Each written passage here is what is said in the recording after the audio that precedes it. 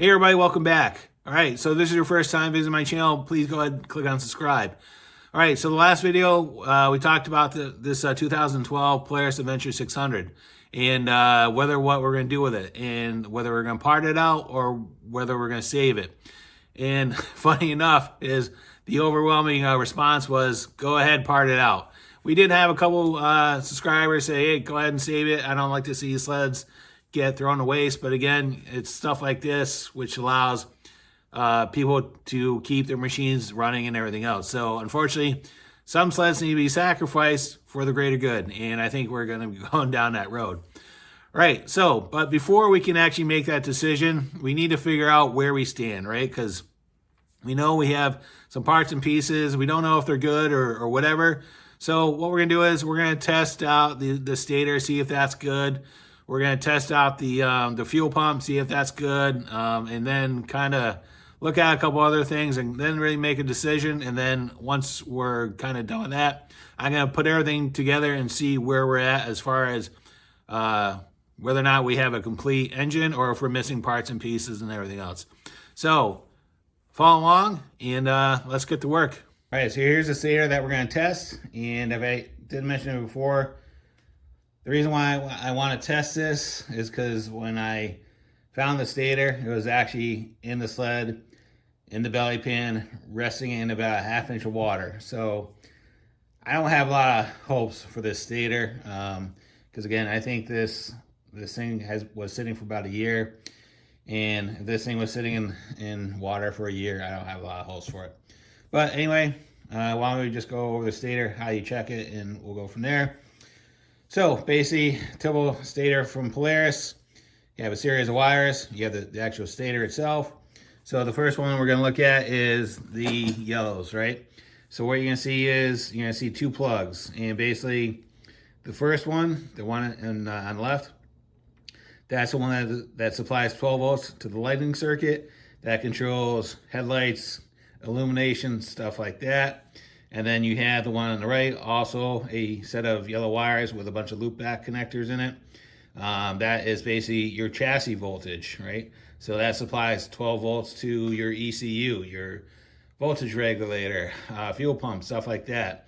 So the lighting circuit and everything on the chassis, like I said, they're on two different circuits, right?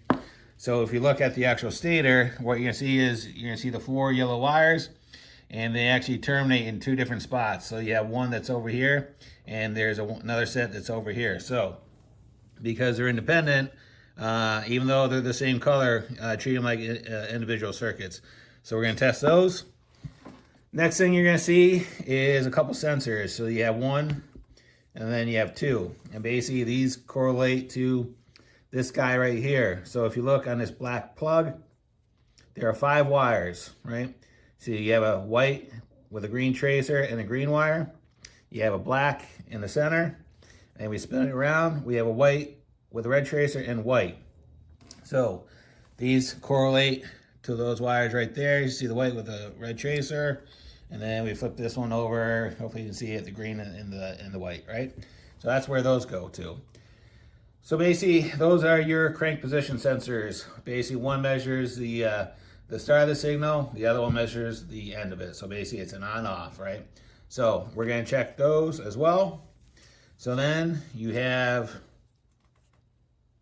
this guy right here, which is orange, right? And basically that's the one that supplies 12 volts DC to the sled, right? I'm pretty sure that supplies 12 volts to the battery to charge it and other things. I have to look at the service manual to clarify it. So the only real ones that are important as far as the function of the stator are the yellows, right? These crank position sensors, it's great that they're here, but they're not really dependent on whether the stator works or not. They are just part of the harness. They're just kind of here. But again, I just want to clarify, if you're ever wondering whether or not you have a bad crank position sensor, whatever, this is how you would test it per the service manual. So the only ones that we really want to make sure are good are the orange and the 2 yellows, because if the orange and the yellows don't work, that stator is not producing any electricity.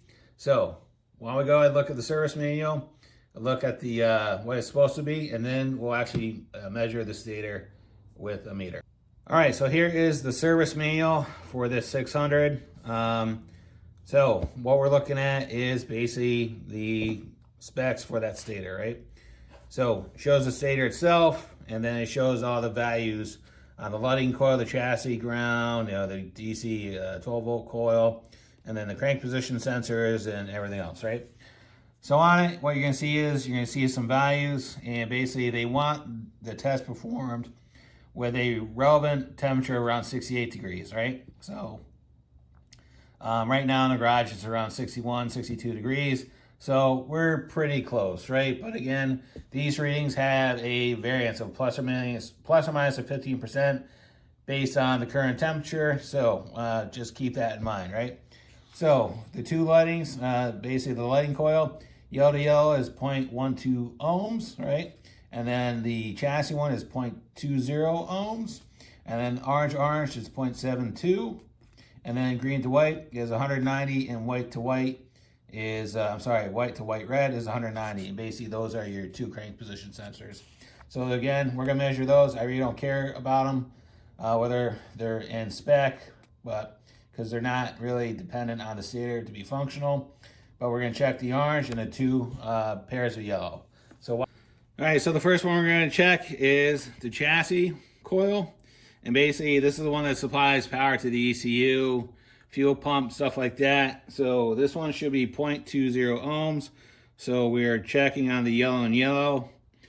We're gonna let the meter pick up a reading, hopefully. 0.1, right? 0. All right, I'm moving my leads around to see if I have a reading. All right, that's not a good sign. All right, so it should be 0.2. It's hovering between nothing and 0.1.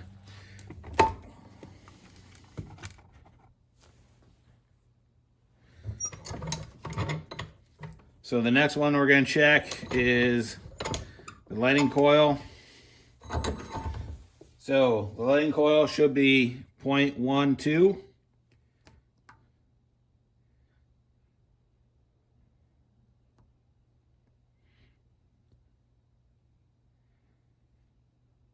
All right, the lighting coil looks good. So between 0.1 and 0.2. So the next one we're going to check is, let's check the orange one.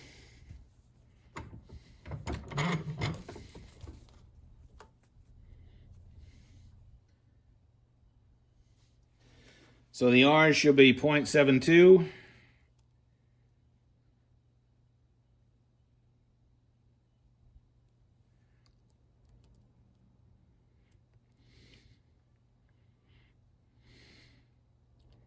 There you go.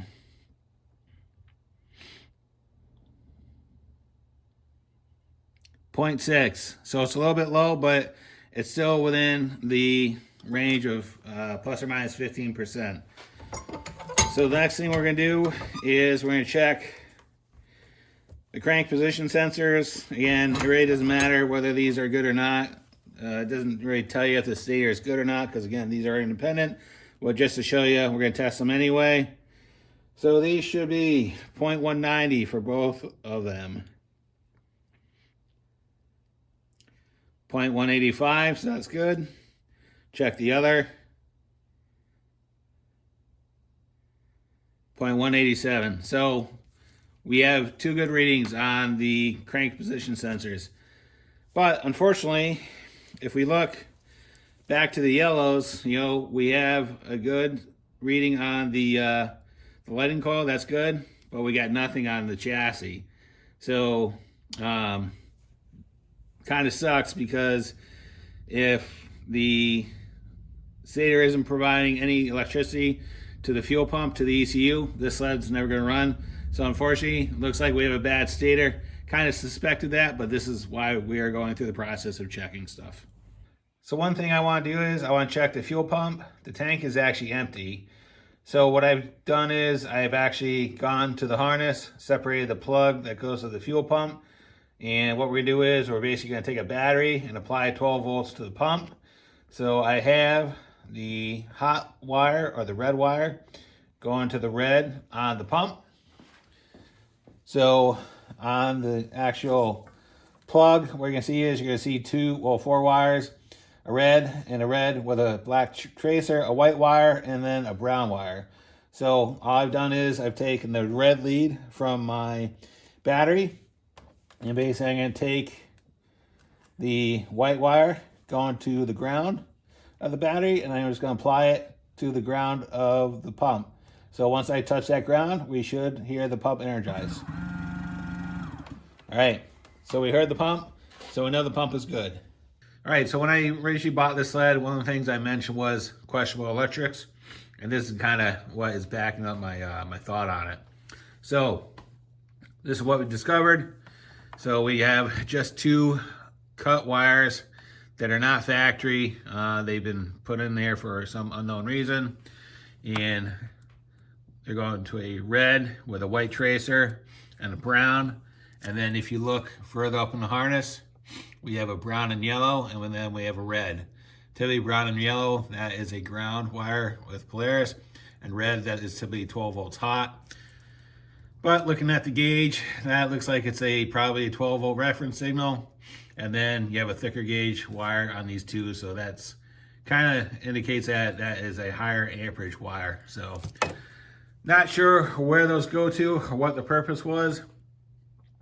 I'm looking around and I don't see any type of electric shield or accessory that these things would have plugged into. So again, it's one of those kind of unknowns. I spent some time off camera cleaning up the cylinder, trying to figure out what we're working at, and unfortunately, this cylinder is a core. It's not good. So let me explain why. So it may be hard to see on camera, but basically right underneath this transfer port, it's very lumpy. There's actually a ridge on it. There's actually, where was it? So when you flip it around, so then right here, underneath the transfer ports, you can see the lines. And again, I can feel this with my finger. So if I take a pick and basically just run it across here,